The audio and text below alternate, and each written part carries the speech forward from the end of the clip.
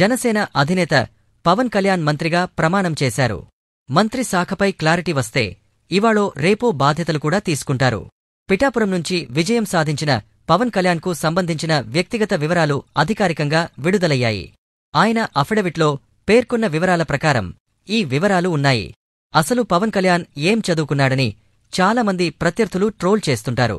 అయితే చాలా సందర్భంలో పవన్ మాత్రం తనకు చదువు అబ్బలేదని చెప్పేవారు.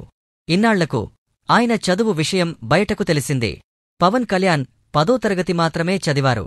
ఇప్పుడు ఎస్ఎస్సీగా పిలిచే 10వ తరగతి అప్పట్లో ఎస్ఎస్ఎల్సీగా చెప్పుకునేవాళ్లు.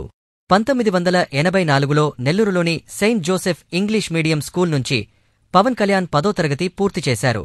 పవన్ కళ్యాణ్ చీరాలలో సెప్టెంబర్ 2, 1968లో జన్మించారు. 2008లో ప్రజారాజ్యం ద్వారా రాజకీయాల్లోకి వచ్చిన పవన్ కళ్యాణ్ 2014లో జనసేన స్థాపించారు. 10 ఏళ్ల తర్వాత అంటే 2024లో ఎమ్మెల్యేగా, తర్వాత మంత్రిగా పదవి బాధ్యతలు చేపట్టారు. పిఠాపురం నియోజకవర్గం నుంచి విజయం సాధించిన పవన్ కళ్యాణ్ శాశ్వత నివాసం మంగళగిరిలో ఉన్నట్టు అఫిడవిట్లో పేర్కొన్నారు.